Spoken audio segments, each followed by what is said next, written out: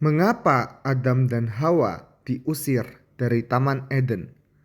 Karena 3 alasan besar menurut Alkitab. 1.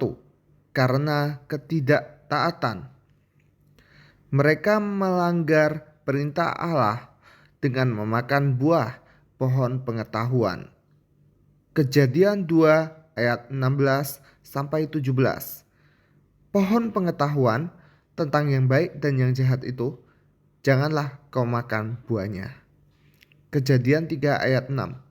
Perempuan itu mengambil buahnya dan memakannya. Dosa memutus relasi dengan Allah yang kudus. 2. Karena kekudusan Allah. Allah itu kudus. Dosa tidak bisa tinggal bersama dengan kekudusan. Yesaya 59 ayat 2. Tetapi yang merupakan pemisah antara kamu dan Allahmu ialah segala kejahatanmu. Eden adalah tempat hadirat Allah yang Maha Kudus. Dosa tidak cocok tinggal bersama dengan Allah. 3. Supaya manusia tidak hidup kekal dalam dosa.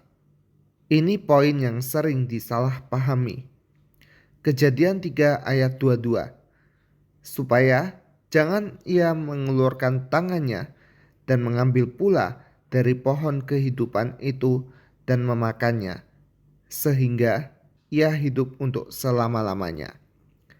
Jika manusia hidup kekal dalam kondisi berdosa, itu bukan berkat, tapi kutuk. Hidup dalam penderitaan.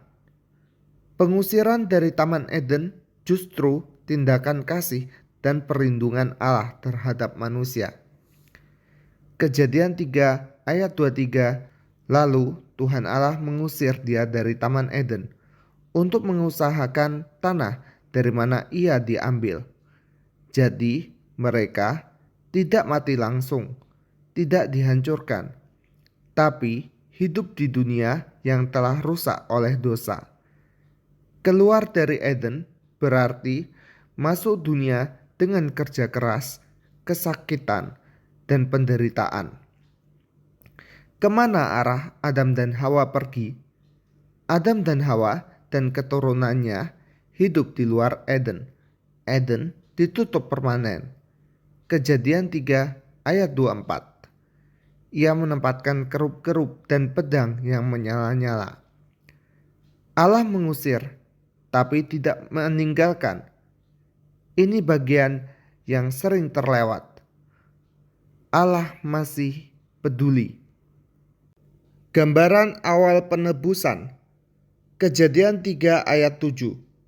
Maka terbukalah mata mereka berdua, dan mereka tahu bahwa mereka telanjang. Manusia jatuh, sadar dosa, malu, takut, bersembunyi. Ini kondisi manusia tanpa penebusan. Lalu perhatikan tindakan Allah.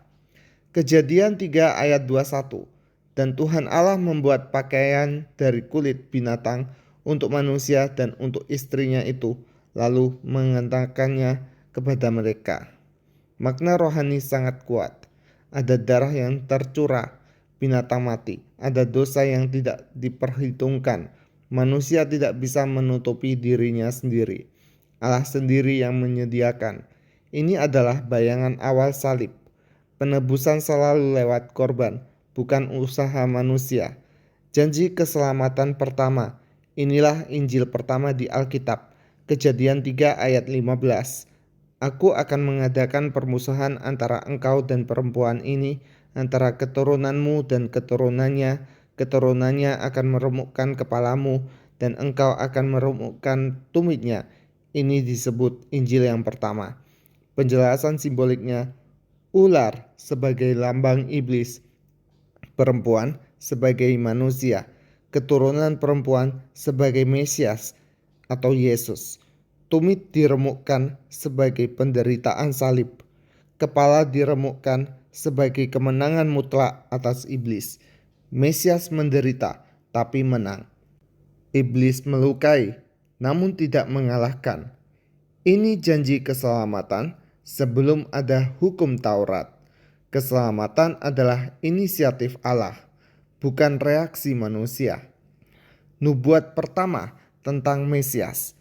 Keunikan besar di sini, keturunan perempuan. Secara budaya dan biologis, garis keturunan selalu disebut dari laki-laki.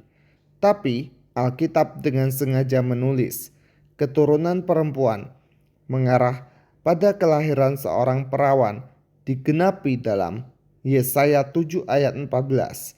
Sesungguhnya seorang perempuan muda akan mengandung dan melahirkan seorang anak laki-laki.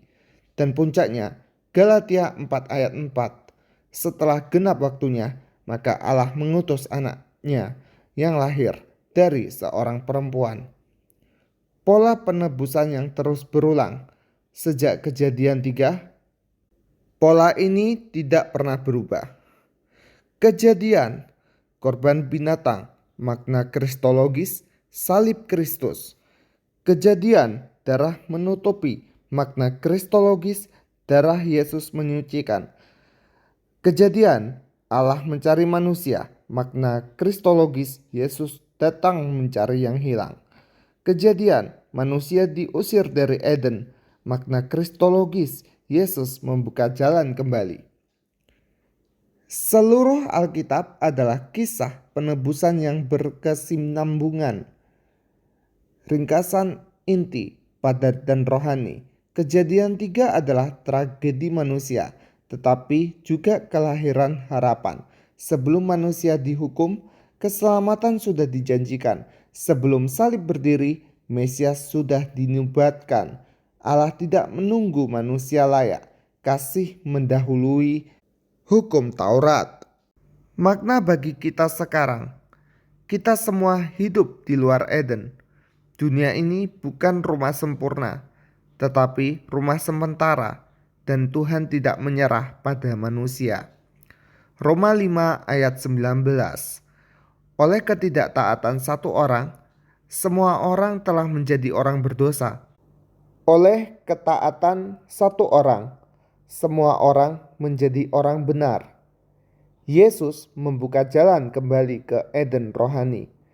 Wahyu 22 ayat 14. Mereka berhak atas pohon kehidupan. Apa itu Eden rohani? Eden bukan cuma taman fisik, tapi kondisi relasi. Manusia hidup dekat dengan Allah, tanpa rasa takut, malu, atau terpisah. Ada damai, kebenaran, dan keutuhan. Allah hadir langsung, manusia mendengar suaranya. Saat Adam dan Hawa jatuh dalam dosa, yang hilang bukan hanya taman, tapi hubungan intim dengan Allah. Itulah sebabnya manusia merasa kosong, terpisah dari Tuhan, hidup dalam dosa, luka, dan kematian rohani. Lalu, apa maksud Yesus membuka jalan kembali? Yesus datang bukan sekedar mengajar moral, tapi memulihkan hubungan manusia dengan Allah seperti semula. Alkitab menyebut Yesus sebagai Adam yang terakhir. 1 Korintus 15 ayat 45. Seperti ada tertulis, manusia pertama, Adam, menjadi makhluk yang hidup. Tetapi Adam yang akhir menjadi roh yang menghidupkan, jalan, kebenaran, dan hidup. Yohanes 14 ayat 6. Kata Yesus kepadanya, Akulah jalan dan kebenaran dan hidup. Tidak ada seorang pun yang datang kepada Bapa kalau tidak melalui aku. Artinya, Adam pertama menutup jalan ke Eden. Yesus membuka jalan itu kembali. Bagaimana Yesus melakukannya? Melalui salib, penghalang dosa disingkirkan. Dosa adalah tembok pemisah antara manusia dengan Allah yang Maha Kudus. Tirai bait suci terbelah dua. Matius 27 ayat 51. Dan lihatlah, tabir bait suci terbelah dua dari atas sampai ke bawah, dan terjadilah gempa bumi, dan bukit-bukit batu terbelah. Simbol kuat, jalan ke hadirat Allah terbuka lagi. Manusia boleh datang langsung kepada Bapa melalui kelahiran baru, lahir dari roh.